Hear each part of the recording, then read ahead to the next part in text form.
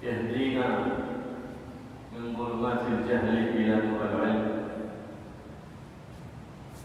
وجعل سيرته وقوله وفعله يؤخذ منها العلم، فإن العلم أصله محمد ومعدنه محمد وروحه محمد، فكل علم لا يتصل بمحمد فلا بركة فيه، فالبركة كل ما اتصل بالنبي محمد، وكل مدرسة وكل معهد لم ينشر فيه خلق النبي محمد، أدب النبي محمد، قرآن النبي محمد، شرع النبي محمد، فلا بركة فيه. والله يوفقنا وإياكم لما يرضي عنا ويعلم أولادنا بما فكر في عين النبي محمد صلى الله عليه وآله وسلم. بسم الله الرحمن الرحيم. السلام عليكم ورحمة الله وبركاته. Alhamdulillah wa syukurillah. Tadi kita mendengarkan tausiah daripada al-allama ad-da'i Allah Al-Habib Abdullah bin Rahman Al-Muhtar dari Kota Tarim Hadramaut, yang mana beliau tadi memulai tausiah beliau dengan memuji syukur kehadirat Allah Subhanahu wa taala. Kemudian beliau juga memberitahukan dan mengabarkan kepada kita bahwasanya bersyukurlah kita, Allah telah mengutus kepada kita seorang nabi yang telah mengeluarkan kita daripada gelapnya kejahilan menuju terangnya ilmu. Maka kata beliau, segala sesuatu yang kita ambil daripada sirah baginda Nabi SAW, dari biografi perjalanan hidup baginda Nabi SAW, kesemuanya itu adalah menjadi ilmu untuk kita. Maka kata beliau, segala sesuatu, ilmukah, adabkah, tingkah lakukan, kesemuanya itu kalau tersandarkan kepada Nabi kita Nabi Muhammad SAW, maka keberkahan demi keberkahan akan ada pada di situ. Tetapi sebaliknya, segala sesuatu, adab kita, akhlak kita, ilmu kita tidak bersumber kepada Nabi SAW, yang pada hakikatnya Nabi kita Nabi Muhammad SAW adalah sumbernya ilmu, adalah rohnya ilmu, adalah semua ambilan keputusan semuanya adalah baginda Nabi SAW. Maka ketika sesuatu ilmu, suatu majelis tidak bersambung kepada Nabi kita Nabi Muhammad SAW, maka tidak ada keberkahan padanya. Ketika Rasulullah alaihi wasallam, "Man salaka tariqan yaltamisu fihi 'ilman, sahhala Allah lahu bihi tariqan ila al-jannah." الطرق إلى الجنة طريق العلم، فلهذا كان الأجر العظيم في حضور مجالس العلم في قول النبي العظيم محمد الرؤوف الرحيم: حضور مجلس علم خير من صلاة 1000 ركعة، ومن عيادة 1000 مريض، ومن تشييع 1000 جنازة. Maka kata beliau, yang sekarang kita berada di majelis ilmu seperti ini, maka kita sudah berada di suatu jalan. Jalan tersebut adalah jalan yang ketika seseorang berjalan di jalan tersebut, maka berarti dia menuju ke jalan menuju surga Allah Subhanahu wa taala. Maka sebuah kegembiraan bagi kita, maka sebuah kemuliaan bagi kita ketika kita duduk di majelis ilmu seperti ini. Ketahuilah kata beliau, itu lebih baik daripada kita sholat 1000 rakaat, lebih baik daripada kita mengantarkan 1000 jenazah, lebih baik daripada kita menengok 1000 orang sakit. Alhamdulillah, semua itu. Maka khas Nabi Muhammad SAW أهل العلم، وأخبر أن له ضمان خاص بالرزق غير الضمان العام. قال: ضمن الله بالرزق الجواب لجميع الأنام، ولطالب العلم ضمان خاص، فلا يخاف ما دام يطلب العلم لله ويعلم لله، والضمان من الله على لسان الصادق المصدوق محمد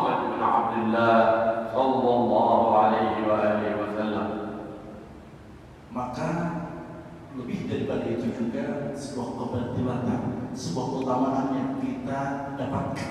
Kita duduk di majelis ilmu, semua kita manusia ditanggung rezekinya oleh Allah Subhanahu wa taala. Dijamin oleh Allah Subhanahu wa taala rezeki semua kita.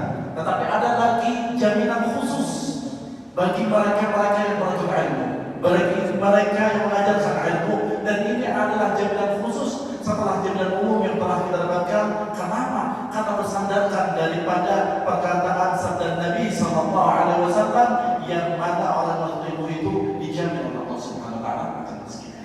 Berkata sallallahu alaihi wasallam, "Kun 'aliman aw muta'alliman aw muhibban لأهل العلم خادما لأهل العلم ولا تكن الرابع فتهلك تكون من الهالكين فإن لم تستطع أن تكون من العلماء أو المتعلمين فلا أجل أن تكون من المحبين المعاونين لأهل العلم لأن الدال على الخير كفاعله كما قال النبي محمد صلى الله عليه وآله وسلم. Maka kata beliau, sebagaimana yang dilampirkan, diaturkan beliau daripada sabda baginda Nabi sallallahu alaihi wasallam, jadilah orang berilmu. Kalau nggak bisa menjadi orang yang berilmu, jadilah orang yang belajar akan ilmu. Kalau nggak bisa menjadi orang yang belajar akan ilmu, maka jadilah orang yang pecinta akan ilmu. Dan jangan menjadi orang yang gampang, maka engkau akan binasa, kata beliau tadi. Dan sebagaimana dilanjutkan bagi hadis baginda Nabi sallallahu alaihi wasallam akan semuanya. Maka sudah sepatutnya kita menjadikan ilmu kita tersebut dan jangan selebih daripada itu, maka kita akan binasa. Maka Allah sallallahu alaihi wasallam, "Man jahaza ghaziyan faqad ghaza." Wa fi bid'ah Nabi sallallahu alaihi wasallam fi sabilillah. Kadzalika man farraga taliban lil 'ilm wa 'afa fi ma'had وتبع الرسول وضمن له الطعام والكسوة والمصروف وفرقه من طالب العلم يعطى كل ما يتعلم ذلك الطالب يعطى من الثواب والأجر من الله سبحانه وتعالى لأنه كان السبب في ذلك.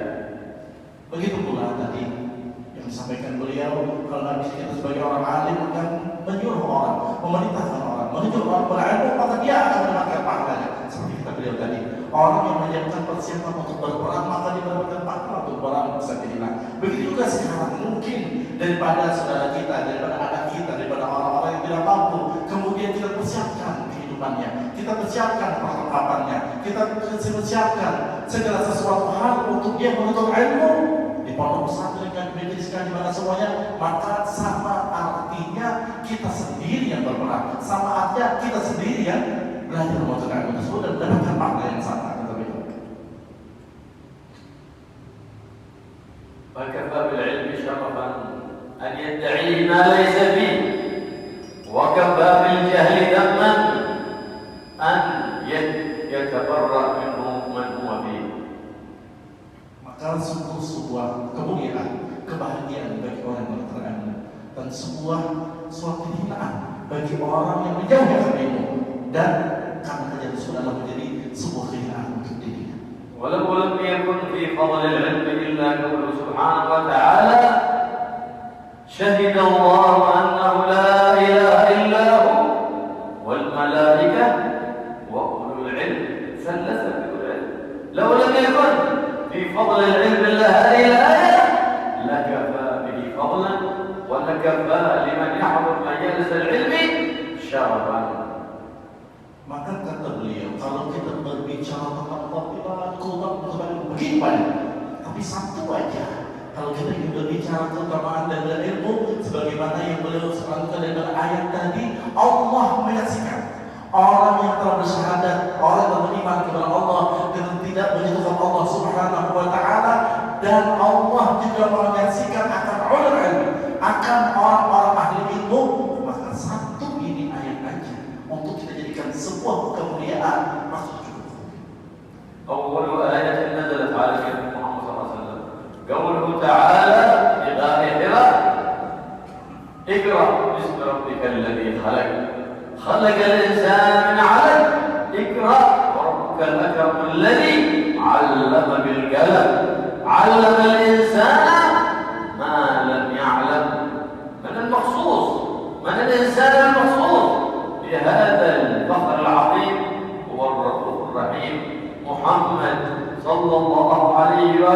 وسلم سيد العالمين وسيد المعلمين وسيد المربين وسيد المؤدبين صلى الله عليه وآله وسلم. Maka sebuah kemuliaan di mana kita mendengar bahwasanya baginda Nabi Sallallahu Alaihi Wasallam ketika di Gua Hira, ayat yang pertama kali diturunkan adalah surah Al-Alaq, yaitu Iqra. Iqra bismi rabbikal ladzi khalaq, khalaqal insana min 'alaq, Iqra wa rabbukal akram, 'alladzi 'allama bil qalam, 'allamal insana ma lam ya'lam. Allah lah yang mengajarkan dalam ayat tersebut kepada siapa? Kepada kekasihnya yang mulia, yaitu Habibana Muhammad Sallallahu Alaihi Wasallam. Maka sungguh kemuliaan demi kemuliaan ketika seorang berada dalam jalur ilmu tersebut, sebagaimana Allah telah memuliakan daripada baginda kita Nabi Muhammad Sallallahu Alaihi Wasallam. Wa ma amara Allah Nabi Muhammad sallallahu alaihi wasallam bil istizada min syai'in illa bil ilm. Wa qala ta'ala wa qur rabbi zidni ilma. ولم يقل رب زدني مالا ولم يقل رب زدني عبادة رب زدني علما لأن العلم تفتح كل باب من أبواب الخير. لو نظرنا إلى الخير في هذه الدنيا كلها لرأينا له مفتاح واحد وهو العلم. ولو رأينا الشر في هذه الدنيا من تطرف من إرهاب من قتل من مقاطعة من مقاتلة سببه الجهل. له مفتاح واحد الشر، مفتاحه الجهل. انتشار العلم في البلاد يصلح العباد وتصلح البلاد. Maka kalau kita bicara ilmu tadi pula, segala sesuatu kejadian yang terjadi di muka bumi, segala sesuatu kenapa dijelaskan bahwa ilmu adalah kunci daripada segala kebaikan, kunci daripada sebuah keberkahan, bahkan negeri tersebut pun bergantung pada ilmu, bergantung kepada ilmu. Maka apabila terjadi sebuah kezaliman, akan terjadi sebuah permusuhan, apabila terjadi sebuah saling serang menyerang dengan segala pukulan sebagainya, ketahuilah itu sebab daripada gelapnya kejahilan, gelapnya ketidakpunyaan ilmu dan menjauhkan kita daripada ilmu. النبي صلى الله عليه وسلم كان يعلم أصحابه في المسجد فإذا بثلاثة عند باب المسجد، واحد أو برأسه وشاف الحركة فشرح الله له فدخل في حركة النبي ليتعلم، والثاني نظر فجلس في آخر المسجد، والثالث دخل فشاف الحركة فأعرض وخرج من المسجد. وقال صلى الله عليه وآله وسلم ألا أنبئكم بخبر الثلاثة؟ قالوا بلى يا رسول الله. قال أما الأول الذي دخل في الحلقة فأقبل على الله فأقبل الله عليه، وأما الثاني فجلس في آخر المسجد استحيا من الله، فاستحيا الله منه. لهذا ينبغي إذا كنا في درس أن نتجمع في حلقة واحدة ونتكارب ولا نتفرق، لعل في اجتماع الأشباح تلتئم وتتحد الأرواح وتحصل لها من الله الفلاح. وأما الثالث الذي نظر وخرج من المسجد فقد أعرض عن الله فأعرض الله عنه وهو أشقى الثلاثة. Maka di suatu saat baginda Nabi Sallallahu Alaihi Wasallam pernah masuk ke sebuah masjid. Dan masjid tersebut ada beberapa macam orang duduk di sana. Ada yang satu orang dia jauh menyendiri, ada satu kelompok lagi dia duduk bersama-sama berkumpul seperti sekarang ini, dan ada satu orang lagi dia pergi daripada masjid tersebut. Maka Nabi SAW mengatakan adalah dia yang sendiri itu karena dia malu, maka Allah bermalu kepadanya. Adapun yang lain mereka yang berkumpul yang banyak ini, maka di satu dasar kayak kita kalau menuntut ilmu, kalau belajar kalau bilang kumpul, saling mendekat, tidak berjauhan. Karena siapa tahu, dan itu sebuah kemungkinan yang sangat besar ketika kita berkumpul jasad kita, maka dikumpulkan oleh Allah Subhanahu Wa Taala keberkahan dan kejujuran Allah Subhanahu Wa Taala. Maka ketika orang ketiga tadi yang dia keluar dari masjid, maka Allah pun berpaling daripada dia. وخرج سيدنا حذيفة مرة من المرات ووجد أهل السوق في أسواقهم، أهل البيع في بيعهم وشرائهم، فنادى في السوق على صوته: يا أهل الإسلام ما لي أراكم بعيدين عن تركة سيد الأنام فإن ميراث رسول الله صلى الله عليه وسلم يكسب في المسجد وأنتم في السوق. فترك الناس دكاكينهم وذهبوا إلى المسجد لينظرون ذلك الميراث الذي يكسب. فبعد زمن رجعوا إلى أبي هريرة وقال يا أبا هريرة كذبت علينا وذهبنا المسجد ما وجدنا هناك ميراثا يكسب. فقال أبو هريرة فماذا وجدتم؟ قال وجدنا حلقة تتدارس القرآن وحلقة تتدارس العلم بالحلال والحرام. فقال أبو هريرة هو ذاك ميراث رسول الله محمد صلى الله عليه وسلم. فإن معاشر الأنبياء لم يورثوا دينارا ولا درهما إنما فرقوا العلم والحكمة. Suatu saat Sayyidina Abu Hurairah keluar dari masjid. Kemudian beliau memasuki pasar. Dan ketika sampai di pasar, Sayyidina Abu Hurairah berteriak dan memanggil kepada orang pasar, kalian penduduk orang pasar, kalian yang lagi jualan, kalian yang lagi dagang, tuh lihat di masjid sana ada peninggalan Nabi, di masjid ada warisan Nabi. Kenapa kalian berada di pasar? Di masjid lagi dibagikan itu warisan baginda Nabi Sallallahu Alaihi Wasallam. Maka bersegeralah mereka meninggalkan toko mereka, meninggalkan pekerjaan mereka semua datang ke masjid. Setelah sampai di masjid, mereka tidak menemukan peninggalan Nabi Sallallahu Alaihi Wasallam, tidak menemukan harta daripada yang ditinggalkan Nabi Sallallahu Alaihi Wasallam. Dia menemukan baik daripada masjid tersebut menuju ke pasar mereka. Ketemu sama Abu Hurairah. Hai Abu Hurairah, apakah engkau bohong kepada kami? Engkau katakan Rasulullah lagi bagikan hartanya. Engkau katakan bahwasanya di masjid ada warisan Nabi Sallallahu Alaihi Wasallam. Kami tidak menemukannya. Terus kata Abu Hurairah, apa yang kalian dapatkan? Apakah kami yang ikan berhadiah di sana? Ya kami cuma melihat mereka ada yang menyebutkan dari Al-Quran, ada yang mereka berbicara tentang halal dan haram, misalkan tentang ilmu. Terus yang lain apa lagi kita bilang? Itu yang melihat. Ketahuilah, itulah dia warisan Nabi. Kata Sayyidina Abu Hurairah, itulah yang pada hakikatnya warisan Nabi Sallallahu Alaihi Wasallam. Karena ketahuilah Nabi tidak mewariskan dirham, dinar dan lain sebagainya. Nabi mewariskan akan ilmu. Nabi Muhammad SAW يقول صلوا كما رأيتموني أصلي. كيف نعرف صلاة النبي؟ أخلاق النبي، أدب النبي، معاملة النبي، عبادة النبي محمد صلى الله عليه وسلم. إلا إذا أحضرنا مجلس العلم حينئذ فنعرف سنن الصلاة وما نتقرب إلى الله على علم وعلى برهان وعلى بصيرة من أمرنا على سنة رسول الله محمد بن عبد الله صلى الله عليه وسلم. Maka baginda Nabi Sallallahu Alaihi Wasallam dalam sebuah hadis yang mengatakan, sholatlah kalian sebagaimana aku sholat.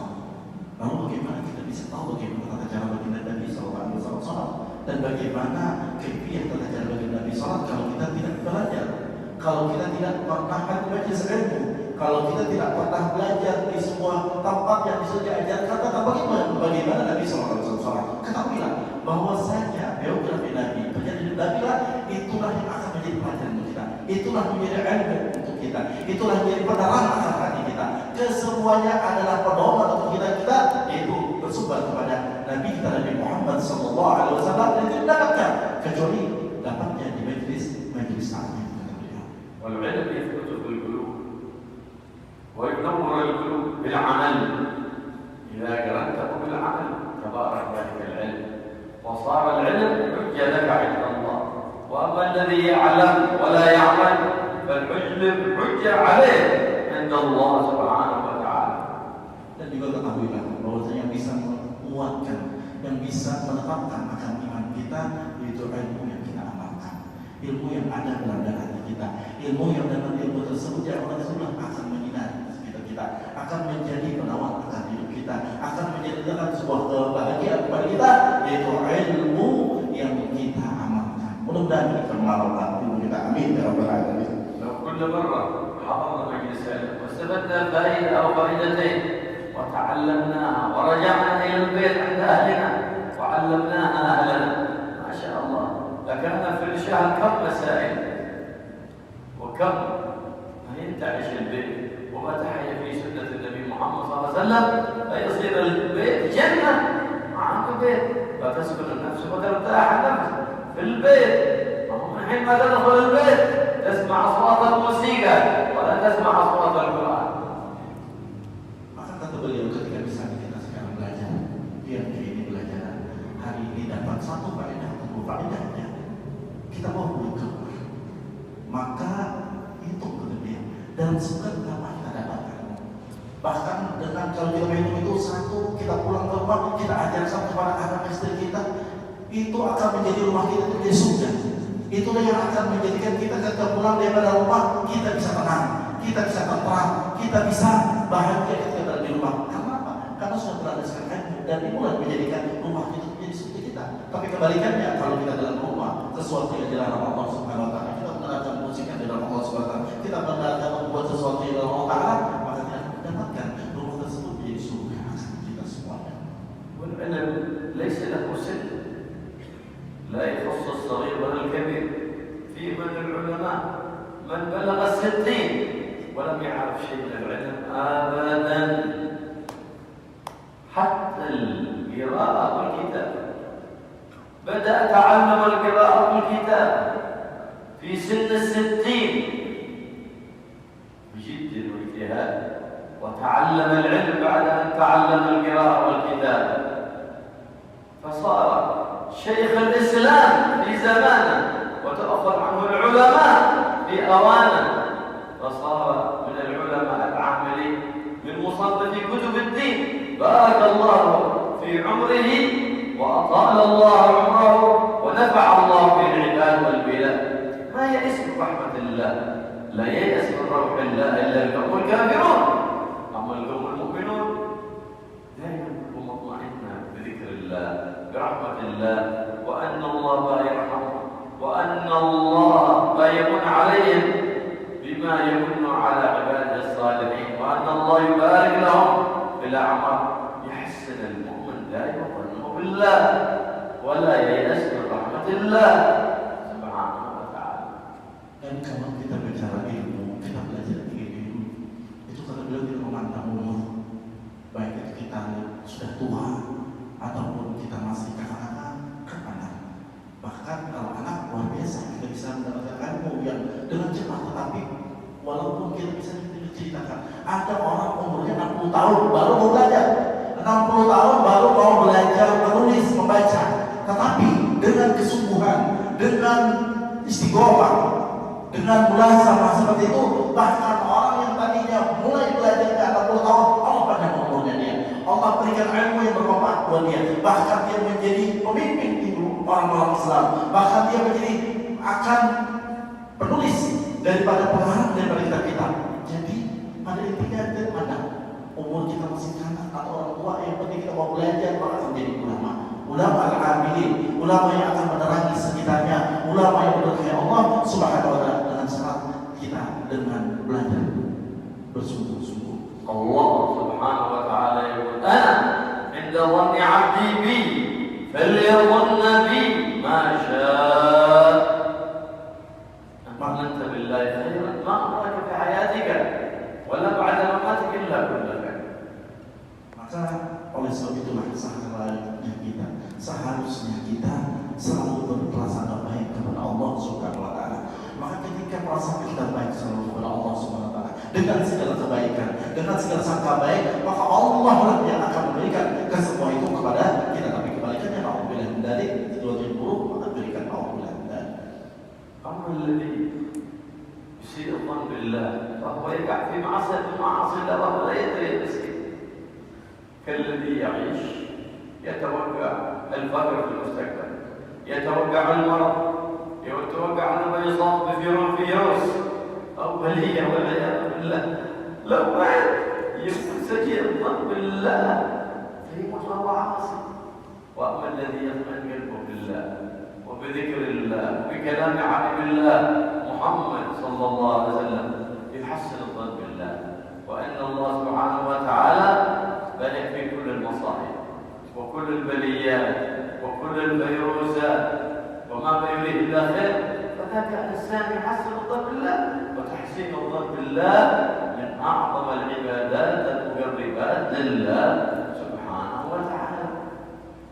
Kebalikannya orang yang sudah prasangka buruk kepada Allah Subhanahu wa taala ini sebuah kemaksiatan yang besar bagi beliau. Maka orang banyak kata beliau dia sudah duluan sama Allah Ta'ala, sangka buruk dulu Subhanahu wa ta'ala. Saya nggak mau ke majelis ilmu, nanti saya kena virus. Saya nggak mau ngumpul dalam kebaikan, nanti karena penyakit nanti saya mati dan semuanya. Itu dia dapatkan. Sebagaimana Allah Subhanahu wa taala melihat kepada prasangka daripada hambanya, itu dia dapatkan. Makanya kata beliau, ketika kita husnudzon kepada Allah, prasangka baik kepada Allah Subhanahu wa taala, virusnya, coronanya, kematiannya, apa-apa yang kita khawatirkan, bala dan sebagainya, hindarkan Allah daripada Allah Subhanahu wa taala. Kenapa? Karena dia sudah mempunyai hati yang husnudzon kepada Allah Subhanahu wa taala, yang ada pada dirinya kebaikan yang datang dari Allah Subhanahu wa taala, maka keburukan dia bukan daripadanya. Qala Rasulullah sallallahu alaihi wasallam, khaslatan laysa fawqahuma syai'un min al-khair, husnul dhann billah wa husnul dhann bi'ibadillah. Sesuatu dua perkara. Pertama adalah sesuatu yang sangat tinggi dan besar di sisi Allah Subhanahu wa taala, yaitu husnudzon, prasangka baik kepada Allah dan prasangka baik kepada makhluknya Allah Subhanahu wa taala. Wa khaslatan laysa fawqahuma syai'un min asy-syarr, su'u dhann billah wa su'u dhann bi'ibadillah. Dan dua perkara yang tidak ada yang lebih besar daripada ini, daripada kejahatan. Yang paling jahat ini adalah su'udzon, prasangka buruk kepada Allah dan prasangka buruk kepada hamba-Nya Allah Subhanahu wa taala. هذا يقول سيدنا الإمام العداد: حسن الظن لازم، حسن الظن ملازم طول ليل ونهار، ما افتك عنه أبدا. إذا متت حسن ظني بربي أنه يغفر لي، وإذا عشت فحسن ظني بربي أنه يرحمني. حسن الظن ملازم، يقول الإمام العداد، ملازم، فهو خلي وحليفي طول ليلي ونهاري. Jadi kata beliau, Imam Muhaddad radhiyallahu ta'ala anhu, Imam Habibullah bin Muhaddad wasiatkan kepada kita. Kata beliau, lazimilah daripada husnudzon kepada Allah di setiap waktu, setiap hari, setiap saat. Kenapa?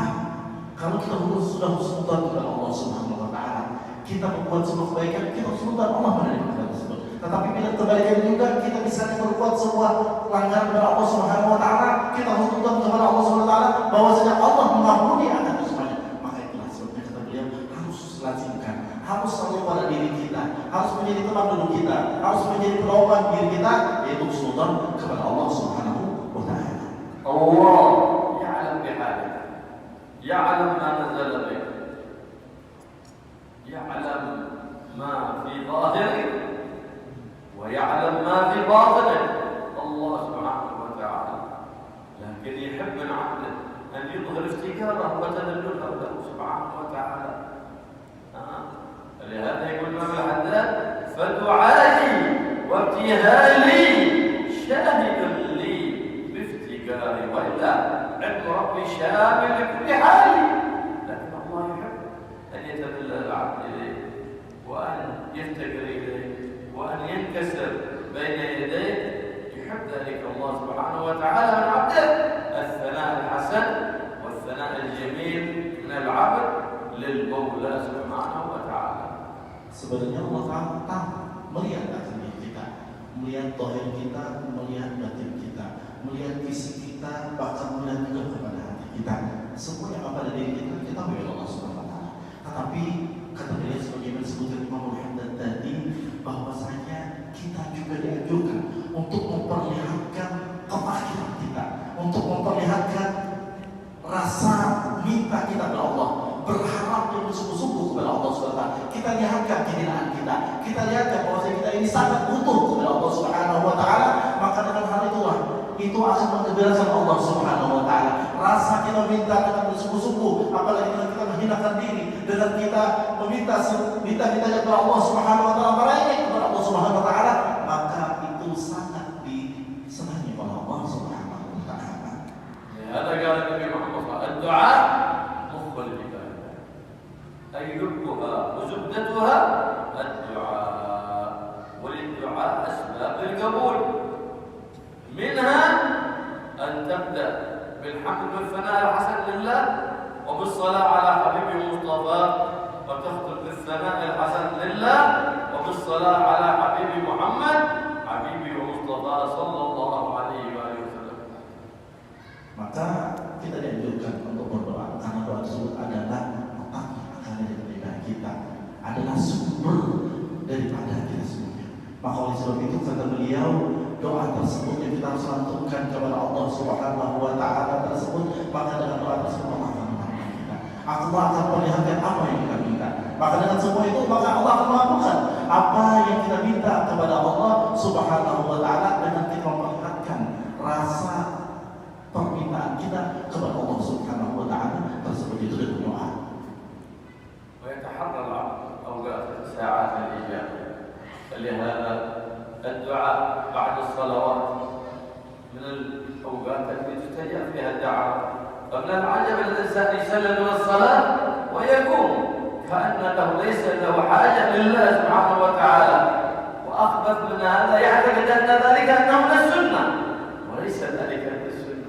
إنما بعد الصلاة نرفع أيدي اتجاهنا إلى الله، لأن نفتقر إلى الله سبحانه وتعالى فنسأله وندعوه بقلب منكسر ذليل. Maka di antaranya ada dari doa tersebut juga, yaitu ketika kita meminta kepada Allah Subhanahu wa taala tersebut, yaitu kita memuji kepada Allah Subhanahu wa taala dengan puji-pujian yang indah, yang bagus kepada Allah Subhanahu wa taala. Itu syarat dikabulkan doa kita. Kemudian kita juga melantunkan salawat serta salam kepada baginda Nabi kita Nabi Muhammad sallallahu alaihi wasallam, dan sebagiannya kata beliau, kita dalam keadaan sholat, maka jangan buru-buru langsung keluar. Kenapa? Ketika kita sholat selesai dalam sholat itu adalah satu tempat, satu waktu yang diijabah doa kita. Jangan kita merasa sombong kepada Allah. Ketika sholat kita langsung tinggalkan. Kita nggak mau berdoa kepada Allah. Kita adalah bentuk kesombongan kita kepada Allah Subhanahu wa taala. Dan Allah tidak senang dengan orang yang sombong. Tapi kebalikannya, kalau kita terdahulu, kalau kita menghinakan diri, kita lihatkan kita memang butuh kepada Allah. Bahkan kita mungkin menangis, merengek, meminta kepada Allah Subhanahu wa taala, maka itu disenangi oleh Allah Subhanahu wa taala. اثنان يسألان الله الجنة، واحد يسأل الله الجنة، واحد يسأل الله الفردوس الأعلى من الجنة. فلما مات دخل وكان في العمل سواء، فقال هذا لماذا أعلى مني وهو عمل مثل عملي؟ فقال أنت إذا سألتني سألت الجنة، وهذا إذا سألني أعلى فقد ليس الجنة. ولهذا يقول النبي محمد إذا سألتم الله الجنة فاسألوا الفردوس الأعلى.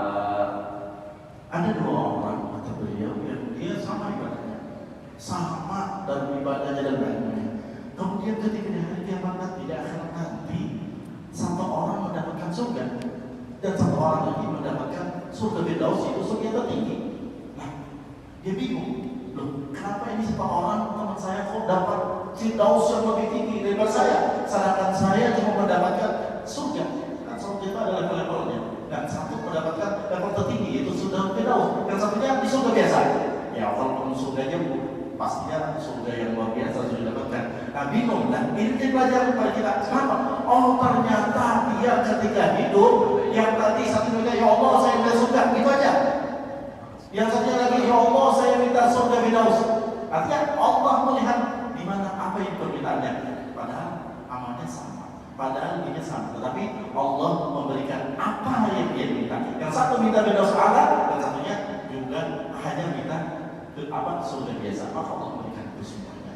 ولهذا كان السلف الصالح يعتنون بتعليم أولادهم وطلبتهم قبل أن يتعلموا العلم، أول يعلمونهم النيات الصالحة، وأن يصلحوا نياتهم قبل أي عمل يقدمون عليه، يصلحون نياتهم مع الله، فإن النية إذا حسنت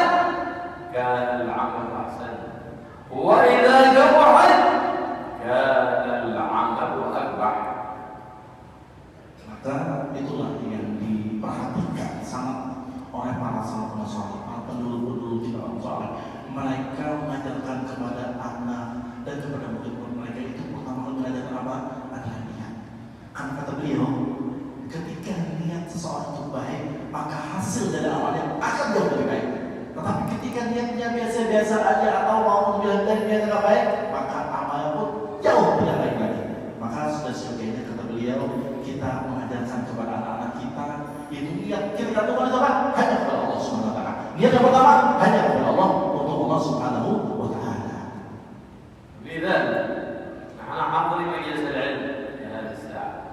مننا من خرج من بيته متطهرا قاصدا المسجد، أعطاه الله الحين ما خرج بهذه النية، ثم ينزل بكل خطوة 10 حسنات ورفع 10 درجات ومعه 10 سيئات.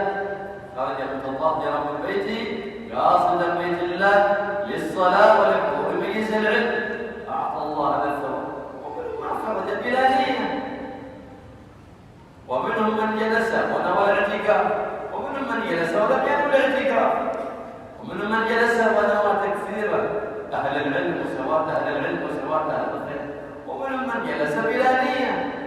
كلهم جالسين في مكان واحد، لكن النيات تختلف، وكلما كانت النيات أحسن كلما كان الأجر أعظم عند الله سبحانه وتعالى. Contoh aja kata beliau, misalnya kita sekarang ini di Indonesia, banyak orang kita dari tempat yang berbeda-beda, datang dari rumah semua sudah bersuci, sudah berwudu, pakaian yang baru, datang ke masjid. Niat tentu beda-beda. Ada yang sampai di masjid sudah sholat pulang, ada yang sampai di masjid tapi niatnya selain untuk sholat 5 waktu, sholat pagi dan isya, tapi sekarang ini dia bukan untuk ilmu. Nah itu berbeda. Kita akan duduk satu orang di sini, satu orang niatnya berbeda. Ada yang datang ke masjid, tambah lagi niatnya i'tikaf. Ada yang niat lagi macam-macam, tergantung dari niatnya. Jadi duduknya kita yang sekarang ini pun, kalau niat kita nggak sama, maka nggak sama juga pahalanya kata beliau. ويعطى عند خروج متطهرا من بيته بهذه النية في كل خطوة كم؟ 10. ويمنع عنه خلاص. Ya, kata beliau, di orang yang niat bersuci tadi dari rumah saya ketinggalan tadi, maka dengan hal itu tersebut keluar dari rumahnya menuju ke masjid, maka baginya akan diberikan 10 kebaikan dan akan dijauhkan dan dihapus daripadanya 10 daripada kejahatan atau kejelekan atau dosa daripada dirinya. فإذا جلس في المسجد منتظرا للصلاة قال النبي محمد صلى الله عليه وسلم أنتم في صلاة من انتظرتم الصلاة، تحسب الموقات كلها أنتم في صلاة ما دمتم منتظرين الصلاة. Contoh kita misalnya kita datang duluan, belum ada, belum melaksanakan sholat, kita duduk berapa lama kita duduk sebelum ada, berapa lama kita duduk sebelum sholat. Maka kata Nabi SAW, kalian di dalam sholat, kalian di dalam sholat. Apa bingung kenapa kita belum melaksanakan sholat? Ketahuilah kata Nabi SAW, menunggunya kalian akan sholat itu dihitung seperti sholat juga. Nah, jadi luar biasa. Seberapa lama kita menunggu sholat, ini juga semuanya dihitung. Kita sama seperti melaksanakan sholat walaupun kita belum sholat. بالنيات الصالحات تتبارك الأعمال الصالحات وتكثر الأجور والحسنات من رب البريات سبحانه وتعالى كما أخبر بذلك سيدنا ومولانا محمد سيد السادات صلى الله عليه وآله وسلم. Maka dengan niat itulah semua amal ibadah kita akan dilipat gandakan, semua pekerjaan kebaikan kita akan dilipat gandakan. Maka sebaiknya kita memperhatikan akan niat-niat kita, memperbanyak niat kita dalam semua kebaikan dengan itu bisa mendekatkan diri kepada Allah Subhanahu wa Ta'ala. Allah ya'allimna ma yajidna wa yuhina al-amal bima 'alimna. Amin. Moga kita termasuk orang-orang yang belajar ilmu dan diberikan oleh Allah Subhanahu wa Ta'ala dan diberikan taufik untuk mengamalkan ilmu. Dan kita termasuk orang yang kita mendengarkan perkataan baik dan kita mengikuti dan mengerjakannya.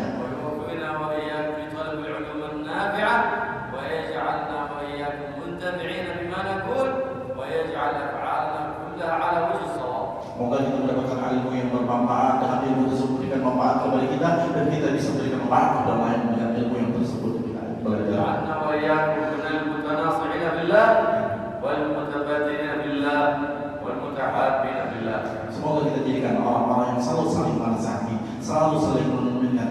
selalu sering mengingatkan untuk ingat kepada Allah Subhanahu wa taala. Moga kita juga diberikan dan dijadikan orang yang berikhlas dalam berilmu dan juga mengamalkan ilmu tersebut. ويبارك إن شاء الله في هذا المسجد وفي من فيه ومن تعلم فيه وهو عمل به خيرا سابقا ولاحقا يوفقه للخير في الدنيا والآخرة. Dan semoga Allah Subhanahu wa taala memberikan keberkahan daripada ilmu, daripada majelis ini, orang-orang yang telah berusaha, orang yang telah membantu dalam majelis ini, orang yang terdahulu juga mendapatkan balasan daripada Allah Subhanahu wa taala. اللهم يا من هو يا رب آمين.